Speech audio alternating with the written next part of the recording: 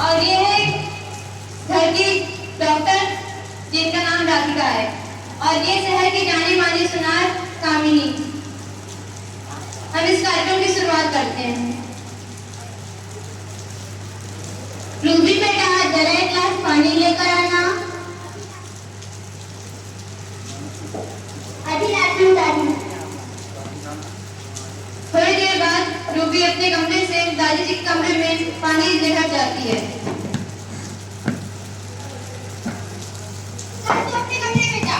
सुबह शाम तक सबका काम करती रहती है। जा यहाँ से। और आप मार्टी, सुबह शाम तक अपना मुंह भी चलाती रहती है, कुछ काम तो करना नहीं है।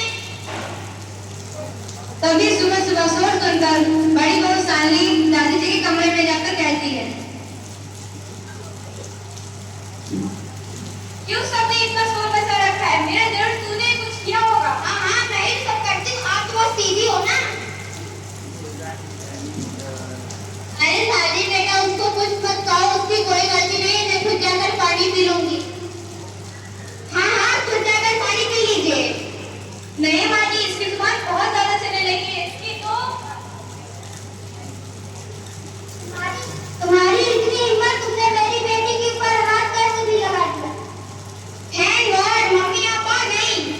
हाँ भाई, ये तो मेरे ऊपर कितना जुल्म कर रही हैं। हाँ बेटा, वो मैं देख रही हूँ। और बेटा, रूबी और विराट कहाँ हैं? वो दोनों पढ़ाई कर रहे हैं।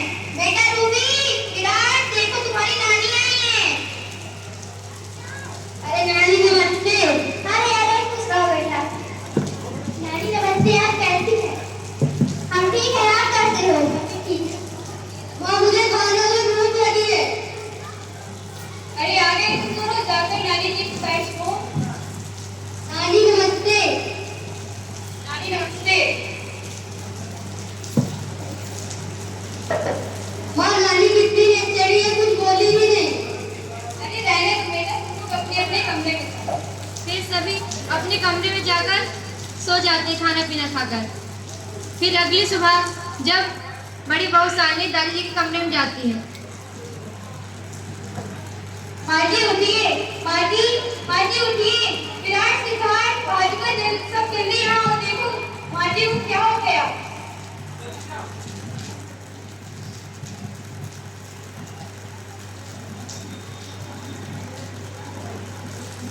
क्या हुआ बड़ी माँ, इतनी देर से चिल्ला रही है? माजी की तबीयत बहुत ज्यादा खराब है। मेरे जल्दी डॉक्टर को फोन करो। मुझे फोन नहीं लगाना, जिसे चिंता हो जाके फोन लगा ले। माजी के ऐसे आएगा, तुम ऐसी बातें कर रही हो। खैर छोड़ो, पानी की बात करने का क्या ही फायदा। भाजुका, जल्दी से डॉक्टर को फोन लगाओ। हेलो डॉक्टर, जल्दी आ रही है, मेरी दादी उठ नहीं रही है। अच्छा, आ रहे हैं।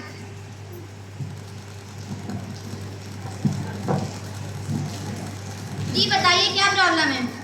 फिर बड़ी बहू साली डॉक्टर को सब कुछ बताती है। उसके बाद डॉक्टर कहते हैं, जी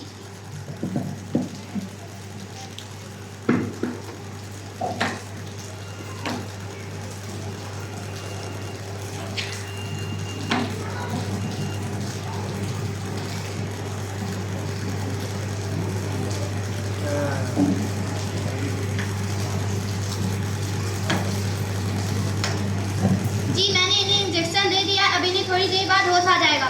लेकिन हाँ, इन्हें जल्द से जल्द किसी अच्छे हॉस्पिटल में भर्ती करना पड़ेगा, ऐसे में इनकी जान को खतरा है, क्योंकि ये बहुत सोच विचार करती है। वैसे इनको कौन सी प्रॉब्लम है डॉक्टर? माइंड प्रॉब्लम है। तो कितना खर्चा आएगा? 1 लाख से लगभग 2 लाख। बेटा सिद्धार्थ, जाओ डॉक्टर को बाहर तक छोड़ कर आओ। Okay mummy. मेरा माँ की हालत बहुत खराब है। क्या तुम उनके इलाज के लिए कुछ पैसे दोगी? मेरी बेटी के पास पैसे वैसे नहीं है, तुम जाओ यहाँ से। अब मुझे कुछ करना।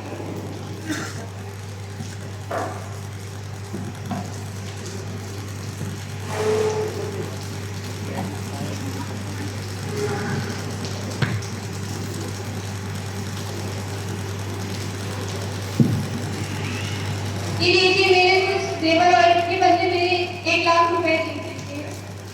ये आपको 1 लाख नहीं, बस इसमें 50,000 रुपए मिल जाएंगे। लेना लीजिए।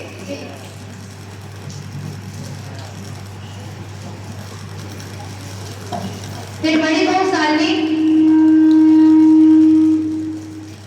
सुनार सुनार की यहाँ से पैसे लेकर आती है और सुबह माँ जी के पास जाकर बोलती है, माँ जी जल्दी उठिए माँ जी, अब आप बहुत जल्दी ठीक हो जाएंगे, अब उसको हॉस्पिटल जाना है माँ जी। माँ जी उठिए। माँ मीरा सिद्धार्थ बेड कर जल्दी यहाँ आओ। क्या हुआ मम्मी? देखो तुम्हारे दादी माँ को क्या हो गया, जल्दी डॉक्टर को फोन लगाओ। हेलो डॉक्टर, जल्दी आ जाइए, मेरी दादी माँ उठ नहीं रही हैं। अच्छा जी बताइए अब क्या हुआ? ये सुबह से उठ ही नहीं रही है, डॉक्टर देखिए इन्हें क्या हो गया है। अच्छा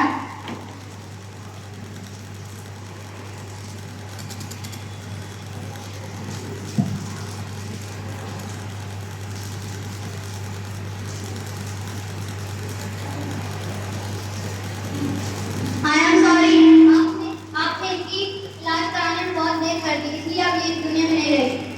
मम्मी इतना बात की वजह से हुआ है। ये बच्चों तुम क्या कह रहे हो? हाँ मेरे साथ तेरी वजह से हुआ है। तो आज मुस्कान माजी से दिन रात लड़ते रहते थे, इसलिए माजी को माइंड प्रॉब्लम हो गई, इधर से मेरे घर से।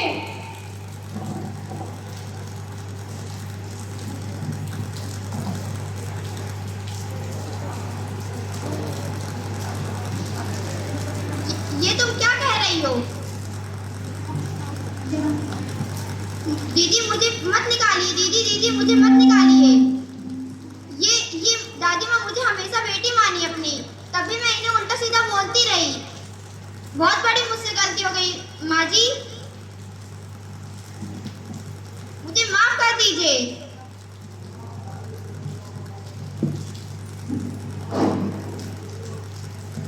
जैसा कि आप लोगों ने देखा दोस्तों, बड़ी बहू साली जो कि माँ जी की बहुत केयर और उनका हमेशा ध्यान रखती थी, वही छोटी बहू मीरा जो कि हमेशा उनको ताने सुनाती रहती थी, जिसकी वजह से उनकी तबीयत खराब हो गई।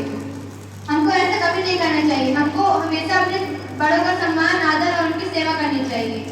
धन्यवाद। जय हिंद, जय भारत।